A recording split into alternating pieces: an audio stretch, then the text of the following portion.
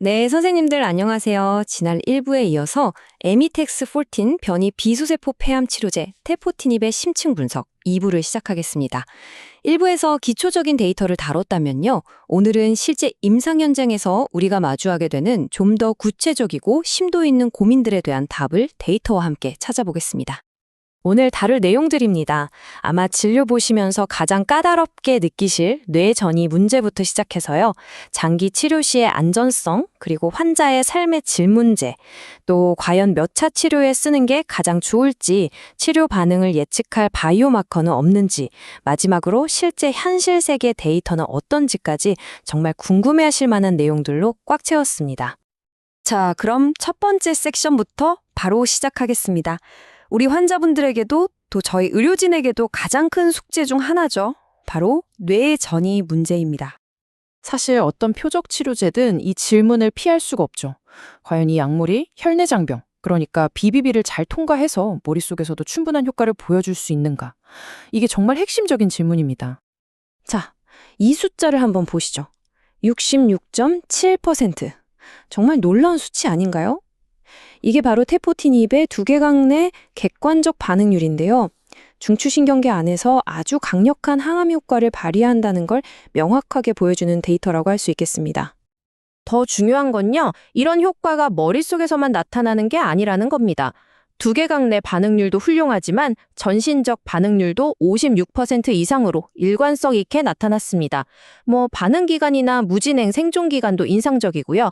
바로 이런 강력한 데이터를 기반으로 방사선 치료를 대신할 수 있는 중요한 옵션으로 고려될 수 있었고, 결국 NCCN 가이드라인에서도 뇌전이가 있는 환자에게 권고하게 된 거죠. 좋습니다. 효과는 확인했는데 그럼 환자들이 이 약을 오랫동안 복용해야 하잖아요. 장기 치료 관점에서 현실적인 문제들, 즉 안전성과 삶의 질은 어떤지 한번 살펴보겠습니다. 안전성 프로파일을 보면요. 전반적으로 충분히 관리 가능한 수준입니다.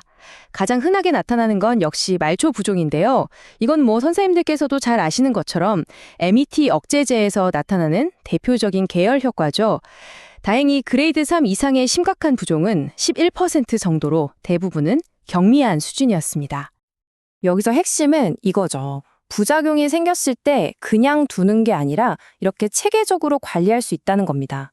환자분들께 미리 교육하고 잘 모니터링 하다가 그레이드 3 정도의 이상 반응이 생기면 일단 약을 잠시 끊고 괜찮아지면 용량을 줄여서 다시 시작하는 거죠.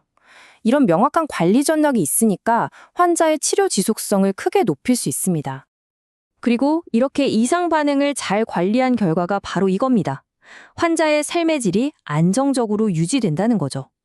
사실 진행성 암 환자 치료에서 이게 정말 중요한 목표잖아요. 특히 기침 같은 경우는 의미 있게 개선되는 모습까지 보였고요. 아시아 환자 데이터를 따로 분석했다는 점도 주목할 만합니다. 자, 이제 굉장히 중요한 전략적인 질문으로 한번 넘어가 보겠습니다. 효과도 좋고 안전성도 확인했는데 과연 이 좋은 약을 언제 쓰는 게 가장 효과적일까요? 바로 치료 차수에 대한 이야기입니다. 이 그래프를 보시면 아마 많은 생각이 드실 겁니다.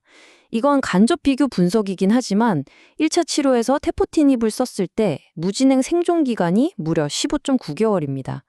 기존 표준 치료인 면역 항암 화학요법의 2배가 넘죠. 데이터가 정말 압도적입니다. 임상 시험 데이터를 직접 들여다봐도 메시지는 아주 명확합니다. 1차 치료로 썼을 때와 다른 치료를 받고 나서 2차나 3차로 썼을 때를 비교해 보면요. 반응률도 물론 차이가 나지만 특히 반응 지속 기간이 46.4개월 대 12.6개월입니다. 거의 4년 가까이 효과가 유지된다는 건데 이래서 첫 단추가 중요하다고 하는 거겠죠. 자, 그럼 이제 임상적인 결과를 넘어서 조금 더 깊이 들어가 보겠습니다. 분자생물학적인 수준에서 우리가 치료 반응을 어떻게 좀 더 잘 이해하고 또 추적할 수 있을지 바이오마커에 대한 이야기입니다. 요즘 많이들 활용하시는 액체 생검이 여기서 아주 강력한 도구가 됩니다. 이걸로 혈액 속에 떠다니는 암세포 유전자를 분석해서 치료 후에 METX14 변이 유전자 분율, 즉 VAF가 75% 이상 확 줄어드는 걸 분자 생물학적 반응이라고 정의할 수 있는데요. 흥미롭게도 이렇게 분자 수준에서 반응을 보인 환자들이 임상적으로도 훨씬 더 긴 무진행 생존 기간을 보였습니다. 그럼 반대로 약을 쓰다가 내성이 생기는 이유는 뭘까요? 분석해보니 크게 두 가지 패턴이었습니다. 하나는 MET 유전자 자체에 또 다른 돌연 변이가 생겨서 약이 듣지 않게 되는 표적 내 기전이고요. 다른 하나는 MET 경로는 잘 막았는데 KRAS나 EGFR 같은 다른 신호 전달 경로가 활성화되면서 암세포가 살아남는 이른바 우회 경로 기전이었습니다. 이제 마지막으로 잘 통제된 임상시험 환경을 벗어나 실제 우리 진료 현장에서의 데이터는 어떤지 살펴보고 테포티닙이 앞으로 나아갈 방향을 조망하면서 마무리하도록 하겠습니다. 정말 중요한 부분인데요. 리얼월드 데이터를 보면 임상시험 결과가 그대로 재현되는 것을 넘어서서요. 오히려 임상시험에는 참여하기 어려웠던 환자들, 그러니까 전신 상태가 안 좋거나 활동성 뇌전이가 있는 환자들에서도 임상적 이점이 확인됐다는 겁니다. 이건 정말 우리에게 큰 시사점을 주죠. 심지어 투석 환자에게 성공적으로 사용한 케이스까지 보고되었습니다.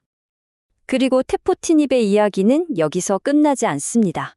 지금 이 순간에도 면역 강암제나 다른 표적 치료제와 함께 썼을 때 더 좋은 효과를 낼 수 있을지 그 가능성을 확인하기 위한 중요한 임상시험들이 활발하게 진행되고 있습니다.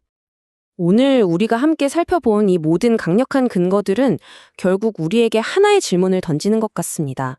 이처럼 뛰어난 1차 치료 데이터를 가진 약이 있는데 과연 METX14 변이 비소세포 폐암의 표준 치료법을 지금처럼 유지하는 게 맞을까요? 이제는 우리의 생각을 바꿔야 할 때가 아닐까 하는 질문을 남기면서 오늘 발표를 마무리하겠습니다. 경청해 주셔서 대단히 감사합니다.